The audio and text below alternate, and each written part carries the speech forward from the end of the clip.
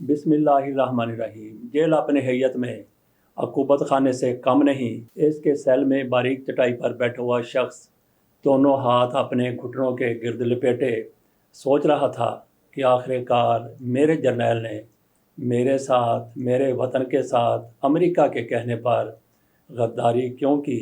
میرا قوم کو عظیم تر ملک کو خوشحال بنانے کا خواب اور اس کی طرف جاری تیزی سے سفر میرا جرم کیوں بن گیا؟ یہ کون تھا جو شخص ایسا سوچ رہا تھا؟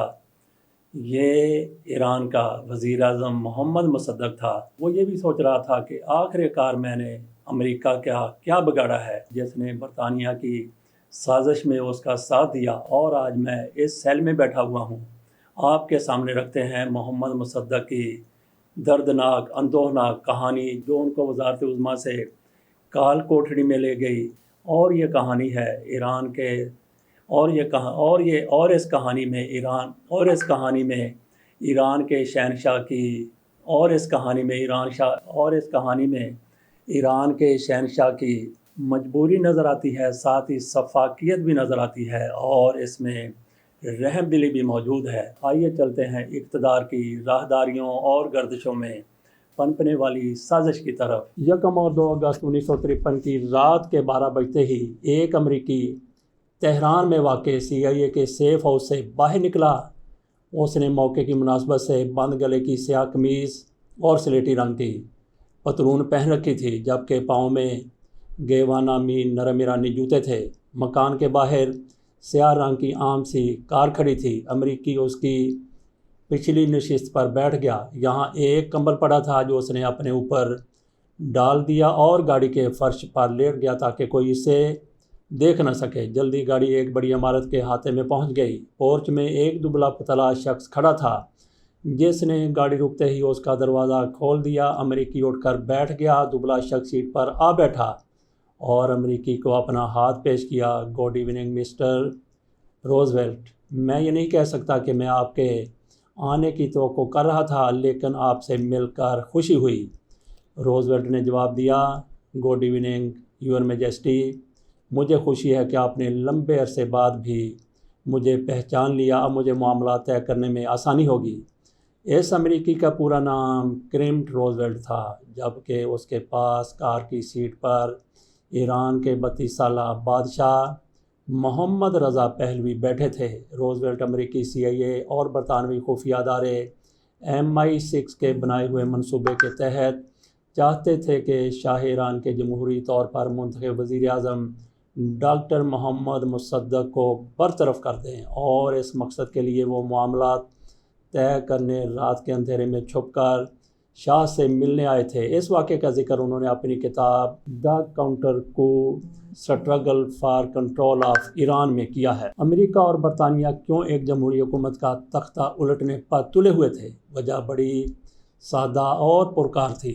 1908 میں اینگلو پرشین آئل کمپنی نامی ایک برطانوی کمپنی نے ایران کے خوزستان صوبے میں تیل کے وسیع ذخائر دریافت کر لیے۔ چرچل نے یہ خبر سن کر کہا تھا، پری خانے سے آیا ہوا یہ تحفہ ہمارے خواب و خیال سے بھی ماورا ہے۔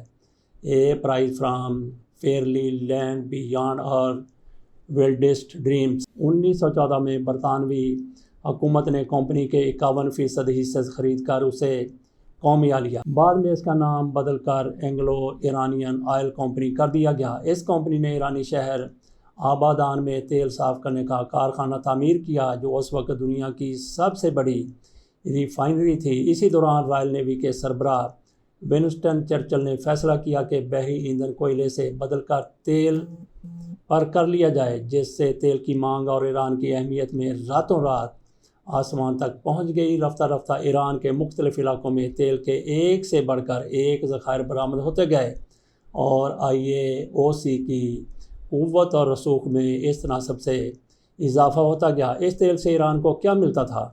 ایران کا کل حصہ 17% تھا، کمپنی کا 83%۔ ایک بار پھر ذرا سنیے، ایران کا اس میں حصہ 17%، جبکہ کمپنی کا 83%۔ یہی نہیں، اپنے ٹیکس ملازموں کی تنخواہیں اور دوسرے اخراجات بھی کمپنی اپنے 83% سے نہیں بلکہ کل رقم سے منہا کرتی تھی، جس سے ایران کا حصہ مزید کم ہو جاتا تھا۔ 1951 میں اس کمپنی نے کل 4 کروڑ پاؤنڈ آج کے 95 کروڑ پاؤنڈ کمائے، لیکن اس میں سے ایران کو صرف 70 لاکھ پاؤنڈ دیے گئے۔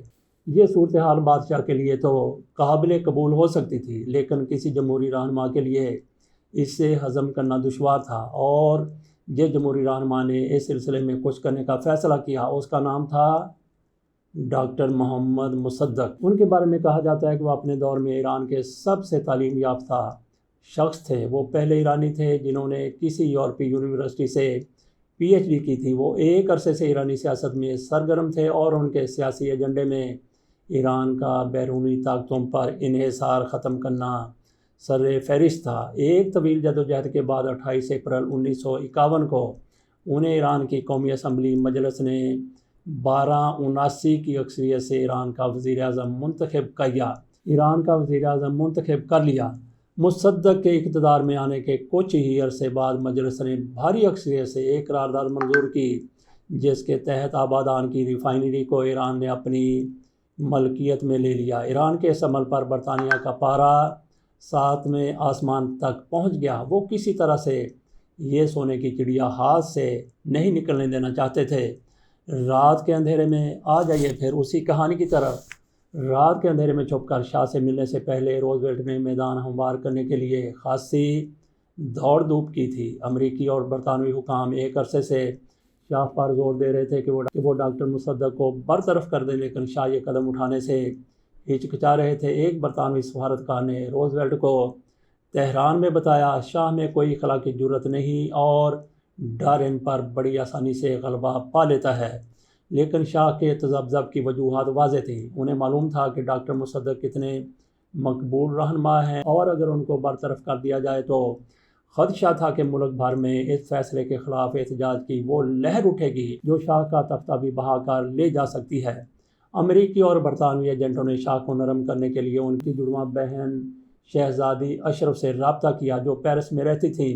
پہلے تو وہ ڈاواڈول تھیں، لیکن IMF6 کے اہلکار نارمن ڈربی شاعر نے ان کی خدمت میں من کا کوٹ اور نوٹوں سے بھرا تھیلا پیش کیا۔ تب کہیں جا کر شہزادی کی برف پگھلی اور وہ ایران جا کر اپنے بھائی کو قائل کرنے پر تیار ہو گئیں۔ ان کے علاوہ CIA نے اپنے ایک فوجی کمانڈر نورمن شوارزکوف، جو ایرانی فوج کی تربیت کرتے رہے تھے اور شاہ ان پر اعتماد کرتے تھے، ان کے ذریعے بھی شاہ پر اثر انداز ہونے کی کوشش کی تھی۔ اس ساری تیاریوں اور تگدو کے بعد کہیں جا کر شاہ اور روزویلٹ کی ملاقات ممکن ہو سکی تھی۔ برطانیہ نے پہلے تو حملہ کر کے آبادان پر قبضے کا منصوبہ بنایا، لیکن اس وقت امریکہ میں ہیری ٹرومین کی حکومت تھی جو اس کے حق میں نہیں تھے، کیونکہ امریکہ پہلے ہی کوریا میں ایک خونی جنگ لڑ رہا تھا اور کسی مزید معاملے میں ٹانگ اڑانے سے گریزاں تھا۔ ادھر مایوس ہو کر برطانیہ یہ معاملہ عالمی عدالت انصاف اور اقوام متحدہ میں لے گیا، مگر دونوں جگہ سے اسے سبکی کا سامنا کرنا پڑا۔ پھر اس نے خلیج میں جنگی جہاز بھیج کر ایران کا محاصرہ کرنے کی کوشش کی۔ ایرانی تیل خریدنے والے ممالک کو قانونی چارہ جوئی کی دھمکیاں دیں، مگر ڈاکٹر مصدق نے ہر ایسی کوشش کے جواب میں کہا، میں برطانیہ کو کوئی رعایت دینے پر ایرانی تیل میں فرائی ہونا زیادہ پسند کروں گا۔ جب ساری تدبیریں الٹی ہو گئیں تو برطانیہ نے پلان B کے طور پر خفیہ ایجنسی MI6 کے ذریعے ڈاکٹر مصدق کا تختہ الٹنے کی ٹھان لی، لیکن وہ یہ کام اکیلے نہیں کر سکتے تھے۔ انہیں دنیا کی سب سے طاقتور خفیہ ایجنسی CIA کے وسائل اور مہارت کی ضرورت تھی۔ ایک بار پھر ڈیموکریٹ پارٹی سے تعلق رکھنے والے صدر ٹرومین آڑے آئے اور ایران کے لیے نرم گوشہ رکھتے تھے۔ انہیں یہ خدشہ بھی تھا کہ اس طرح حکومت گرانہ آگے چل کر الٹا CIA کے لیے غلط مثال قائم کر دے گا۔ اتفاق سے اسی سال امریکہ میں صدارتی انتخابات ہونا تھے۔ قانون کی روح سے ٹرومین حصہ لے سکتے تھے، لیکن اسی دوران امریکہ کو کوریا میں خفت کا سامنا کرنا پڑا، جس کی وجہ سے ٹرومین بہت غیر مقبول ہو گئے۔ انہوں نے سیاست سے الگ ہو جانے کا فیصلہ کیا۔ نومبر کو انتخابات منعقد ہوئے۔ برطانیہ کی کنزرویٹو پارٹی سے کئی پالیسی معاملات پر اتفاق رائے رکھنے والے ریپبلکن پارٹی سے وابستہ سابق جنرل اور دوسری جنگ عظیم کے ہیرو ڈوائٹ آئزن ہاور نے 89 کے مقابلے میں 400 42 الیکٹورل ووٹ کی لینڈ سلائڈنگ فتح حاصل کر لی۔ چرچل اسی موقع کی طاق میں تھے۔ ابھی آئزن ہاور کو اقتدار منتقل بھی نہیں ہوا تھا کہ وہ باہمی دلچسپی کے امور پر گفتگو کے لیے امریکہ آن پہنچے۔ امریکہ کو اس میں کوئی دلچسپی نہیں تھی کہ برطانوی تیل ایران پی گیا، الٹا امریکی عوام اور قیادت دونوں کی بڑی تعداد نو آبادیاتی نظام ہی کے خلاف تھے۔ اسی کو مد نظر رکھتے ہوئے گرگے باراندیدہ چرچل نے پینترا بدلا اور نو منتخب صدر آئزن ہاور اور ڈلس بردرز، جان ڈلس جنہیں آئزن ہاور نے وزیر خارجہ اور ایلن ڈلس جنہیں CIA کا ڈائریکٹر نامزد کیا تھا، ان سے ملاقات کر کے انہیں باور کرایا کہ ڈاکٹر مصدق دراصل چھپے ہوئے کمیونسٹ ہیں اور انہیں مزید اقتدار میں رہنے دیا تو ایران پکے ہوئے سیب کی طرح سوویت یونین کی جھولی میں جا گرے گا۔ اس زمانے میں امریکہ میں منہ زور کمیونسٹ مخالف لہر چل رہی تھی اور میکارتھیزم کا دورہ تھا۔ اینٹی کمیونزم جذبات اتنے وائرل تھے کہ چارلی چیپلن جیسے عظیم لیجنڈ کا امریکی ویزا منسوخ کر دیا گیا تھا، کیونکہ ان کے بارے میں شبہ تھا کہ وہ کمیونسٹوں سے ہمدردی رکھتے ہیں۔ ڈاکٹر مصدق کے کمیونسٹوں کی طرف جھکاؤ کی حقیقت یہ ہے کہ اس وقت ایران میں حزب تودہ ایران کے نام سے ایک چھوٹی سی کمیونسٹ پارٹی موجود ضرور تھی، لیکن ڈاکٹر مصدق کٹر نیشنلسٹ ہونے کے ناطے ہر قسم کے مارکسٹ اور سوشلسٹ خیالات سے متنفر تھے، اور انہوں نے صرف سیاسی آزادی کے طور پر اس پارٹی کو قائم رہنے کی اجازت دے رکھی تھی۔ امریکی لوہا گرم تھا، بس چرچل کے چوٹ لگانے کی دیر تھی کہ آئزن ہاور نے پالیسی میں کایا پلٹ کی منظوری دے دی اور CIA کو حکم ملا کہ کسی بھی قانونی یا غیر قانونی طریقے سے ڈاکٹر مصدق کا پتہ صاف کر دیا جائے۔ کرٹ روزویلٹ سابق امریکی صدر روزویلٹ کے پوتے تھے۔ CIA کی قیادت سے گرین سگنل ملنے کے بعد وہ امریکہ سے لبنان پہنچے، وہاں سے بذریعہ کار شام میں داخل ہوئے اور دمشق سے CIA کے ایک اور ایجنٹ کے ہمراہ عراق سے ہوتے ہوئے ایران میں داخل ہو گئے۔ اپنی کتاب میں انہوں نے اس کی مکمل تفصیل لکھی ہے۔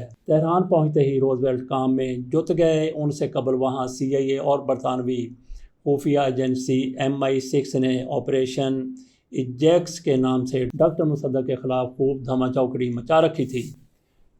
ایجیکس ایک قسم کا کپڑے دھونے والا پاؤڈر ہے اور اس آپریشن کے منصوبہ ساز اسی طرح ڈاکٹر مصدق کا صفایا چاہتے تھے جیسے ایجیکس کپڑوں سے میل نکال باہر کرتا ہے۔ تاریخ دان سٹیون کنزر اپنی کتاب آل دا شاز مین میں لکھتے ہیں کہ ایک طرف CIA نے جنرل فضل اللہ زاہدی کو $1,00,000 دے کر ڈاکٹر مصدق کی جگہ اگلا وزیر اعظم بننے پر راضی کر لیا، تو دوسری جانب آپریشن ایجیکس کے ڈالروں کی مدد سے تہران میں ہر طرف آگ لگا دی۔ ان کی نگرانی میں گلی گلی میں CIA اور MI6 کے فنڈڈ مظاہرے ہو رہے تھے، جن میں ہر قسم کے کان ٹوٹے نشئی بدمعاش حتیٰ کے پہلوان تک حصہ لیتے تھے۔ ان کے ہاتھوں میں شاہ کی تصویریں اور لبوں پر شاہ زندہ باد اور مرگ بر مصدق کے نعرے ہوتے تھے۔ دوسری طرف لفافہ بردار صحافی اخباروں میں بڑھ چڑھ کر ڈاکٹر مصدق اور ان کی پالیسیوں کے پرخچے اڑا رہے تھے، جن میں انہیں نہ صرف کمیونسٹ بلکہ یہودی نسل سے قرار دیا جا رہا تھا۔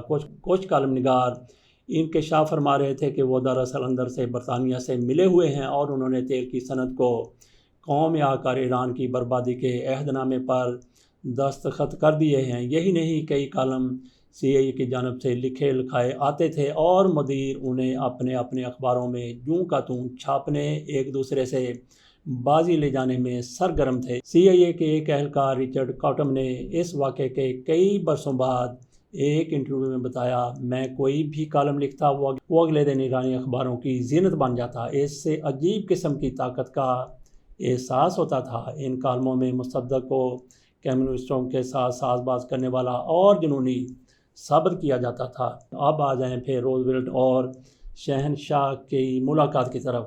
ملاقات سے قبل روزویلٹ نے شاہ کو پیغام بھجوایا تھا کہ وہ امریکی صدر آئزن ہاور اور برطانوی وزیر اعظم چرچل دونوں کی طرف سے ان سے ملنے آ رہے ہیں۔ تبھی جا کر شاہ اندھیری رات کے پردے میں چھپ کر ہونے والی ملاقات کے لیے راضی ہوئے تھے۔ روزویلٹ نے گاڑی میں بیٹھے بیٹھے شاہ کو بتایا کہ اگر وہ واقعی تسلی کرنا چاہتے ہیں کہ برطانیہ ان کے پیچھے کھڑا ہے تو چرچل نے انتظام کیا ہے کہ اگلی رات BBC اپنی نشریات ختم کرتے وقت اس وقت رات کے 12 بجے ہیں کی بجائے کہے گا اس وقت رات کے ٹھیک 12 بجے ہیں۔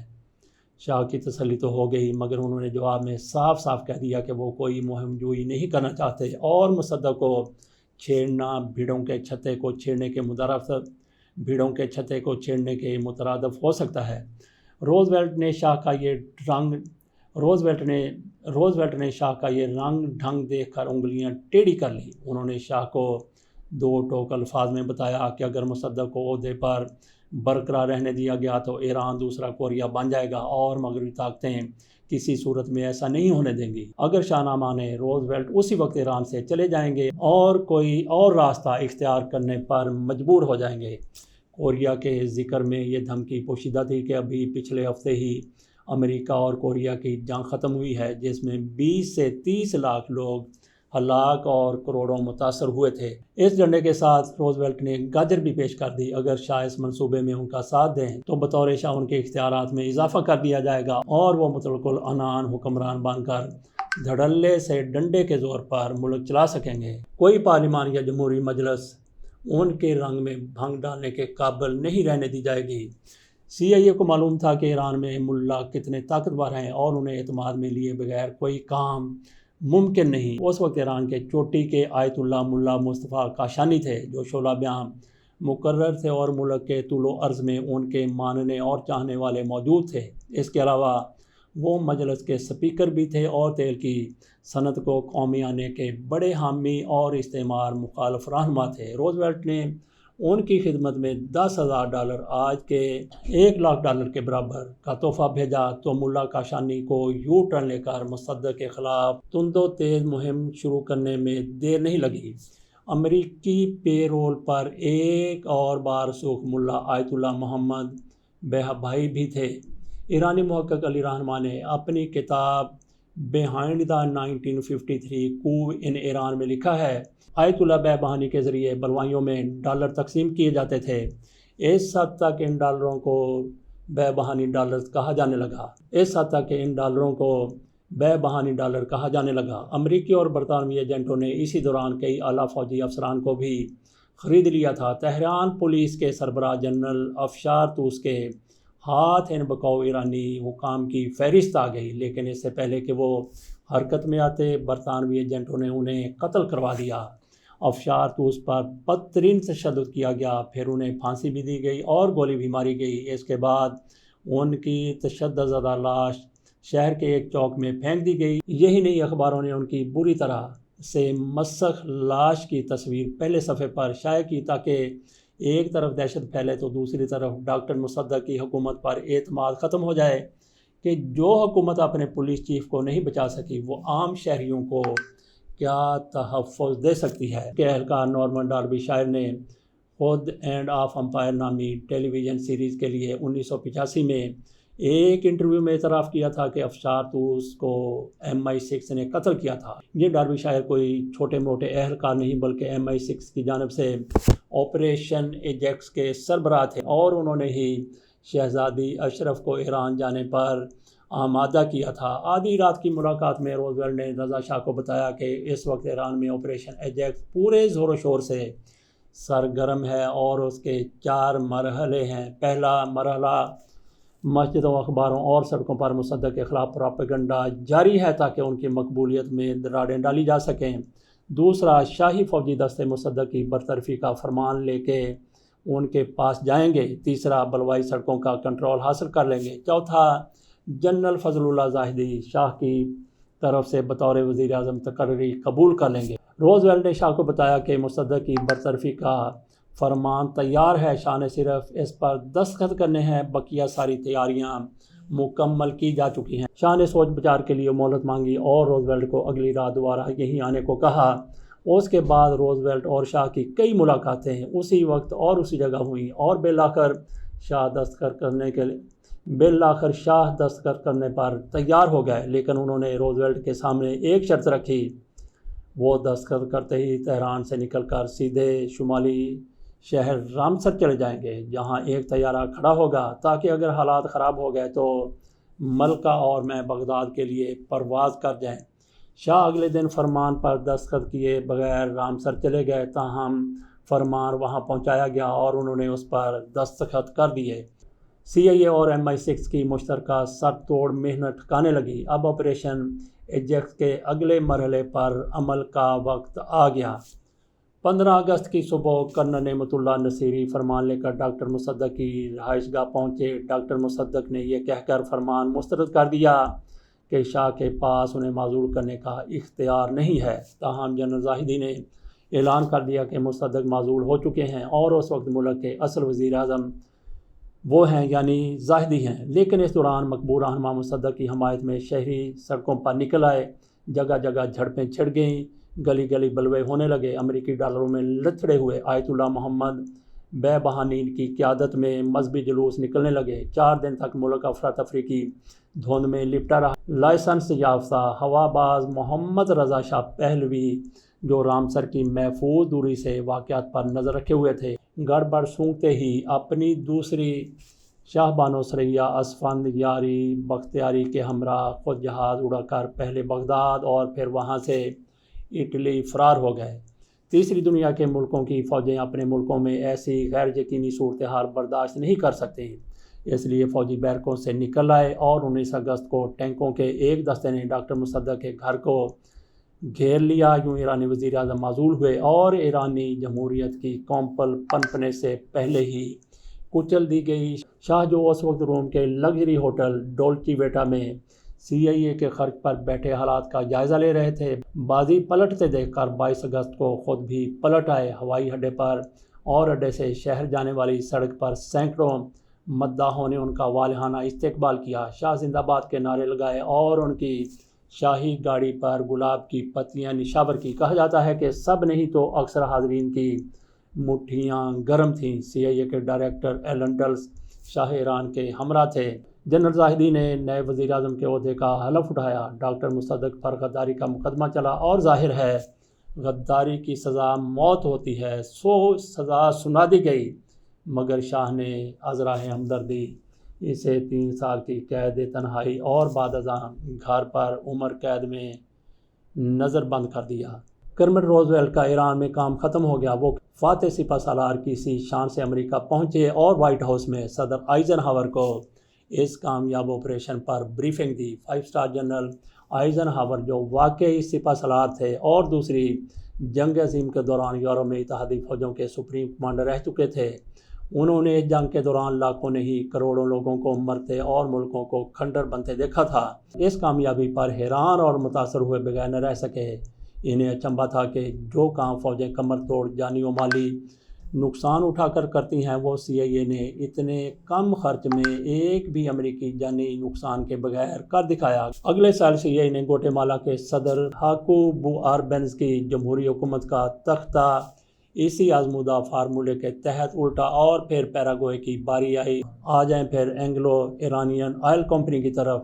یہ صبح کی بھولی اگلے شام ڈھلے ہی ایران لوٹ آئی۔ البتہ اب کی بار اس نے ایک کنسورشیم کا چولا پہن کر اپنا نام برٹش پیٹرولیم رکھ لیا تھا۔ برٹش پیٹرولیم آج بھی قائم و دائم ہے، فرق صرف اتنا ہے کہ اس کی سابقہ شاہانہ چمک دمک برقرار نہیں اور پھر اس کا حالیہ سالانہ ریونیو $300 ارب کے لگ بھگ ہے۔ یہ تھی ڈاکٹر مصدق کی حب الوطنی، اپنی قوم کو خوشحال بنانے، اپنے ملک کو ترقی کی بلندیوں پر پہنچانے کی خواہش کی کہانی کا منطقی انجام۔ یہ کہانی یہیں ختم نہیں ہو جاتی بلکہ یہ آگے بھی بڑھتی ہے اور اس کہانی کا دوسرا پہلو شہنشاہ ایران کا اپنے وطن سے بھاگ جانا ہے۔